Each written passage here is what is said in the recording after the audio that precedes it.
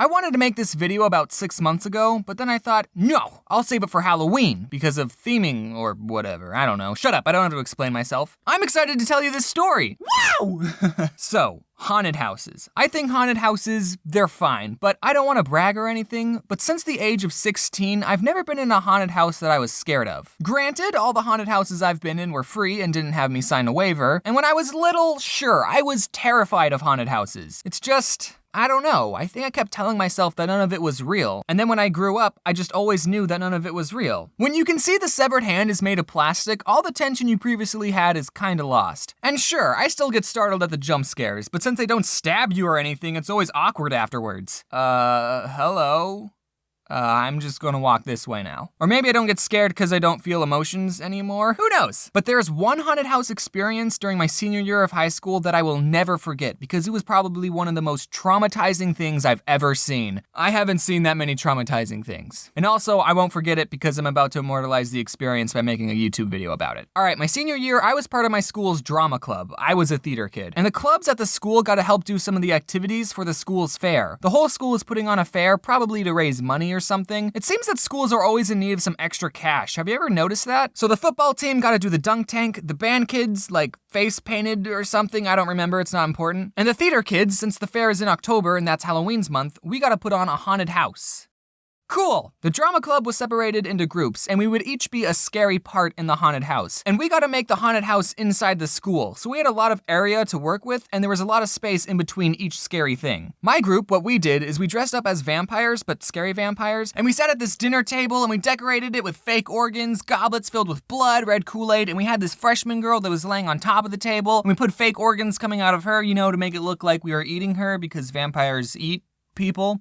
Okay, saying that out loud, I realize that doesn't make any sense. Why would a group of vampires be eating someone? They don't do that. We put a yellow shade over the light above for a good spoopy atmosphere. We had a smoke machine, some ambient Halloween music playing. Spooky, scary skeletons and shivers down your spine. Our group was pretty legit. Whenever a group of people walked by, we would just silently stare at them, and then the freshman on the table would scream at the top of her lungs. She was really good at screaming, by the way. And since we had so much space in between each of the scary parts, when they walked past us, we would get up and chase them. Yeah, it was fun. Okay, so you have to understand that theater kids are very loud, extroverted people. I need to tell you about this one kid who was in my vampire group. We'll just name him Balake. Yeah, Balake. Balake and I were both part of the school's improv club, so we were both pretty funny people, except Balake was just out there. He was loud. It seemed he was just always screaming. I didn't have any classes with him, but he was obviously the high self-esteem class clown kind of kid. So Balake, being the loud and more popular kid, he got to sit at the head of our table. We had done the haunted house for about 2 hours at this point, and I want you to think what it's like to go inside a haunted house. Just going in for 5 minutes, that will already make me feel uncomfortable and sweaty. All the strobe lights, the smoke, and the freshman over here who had to be constantly screaming bloody murder. Again, you did a good job, freshman. And we were supposed to get a break sometime in the middle, but since the haunted house was so popular, we didn't get one break. So I'm a little loopy after doing all this for so long, right? I was totally not ready for what was about to happen. This group of people walk in and we do our normal thing. We get up and we chase them, but Balake got pretty physical with this one little boy. Like he kind of shook him up a bit. And I didn't see exactly what happened, but apparently this little boy was holding a fish in a plastic baggie. You know those little tiny fish that are actually supposed to be used as food for bigger fish that you can win as prizes in fairs, and 99% of the time the fish die within 2 weeks because you don't have the right aquarium equipment, so you just put them in water and watch them slowly die? You know those fish? I didn't think people were allowed to bring their new pet fish into the haunted house, but I guess he smuggled it in or something. I didn't see the kid drop the fish. Maybe Balake slapped it out of his hands. That could have happened. I just heard a scream and I saw a fish flopping around in a puddle on the floor. Fish look like they're in so much pain when they're out of water. I don't flail around uncontrollably when I go swimming, like calm down, fish. I'm silently panicking because the fish looks like he's going to die in 3 seconds if we don't do something. I start thinking of places we can put the fish. The toilet. But Balake, without saying anything, just immediately bent down, cupped the tiny fish in his hands. He ran back to the table, he put the fish in an empty goblet, and then he poured red Kool-Aid into the cup. Nah, I'm just kidding. He got a water bottle from under the table because they gave us water bottles, and the fish was fine, ladies and gentlemen. It all happened so fast, and thanks to Balake's quick thinking, he saved this little kid's fish. The kid was still a couple of feet down the hall. Balake took the goblet in his hands, he walked it over to the kid, he reached out his hand to give the kid his fish.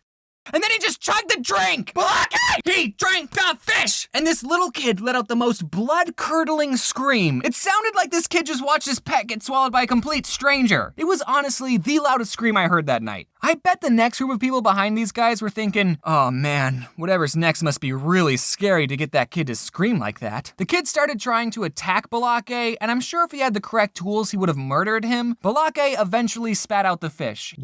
He didn't swallow it, thankfully. He just kept it swimming in his mouth. But I mean, that's what you gotta do when you're working in a haunted house. You have to scare people any way you can. I was just a bystander and I still wake up in a cold sweat thinking about it. Turns out this kid was actually Balake's little brother, so at least he didn't do this to a complete stranger. Man, you really gotta appreciate what lengths older brothers go through to torment the little brother. Balake's little brother, you might be watching, but I was there, dude. I know what pain you go through. I have an older brother too. I know what it's like to be Luigi. I mean, he never swallowed any of my pets. He would just steal my food. He also never let me win in Super Smash Bros. Anytime I was about to win, he would turn off the Nintendo. But I mean, I'm fine. Look how I turned out.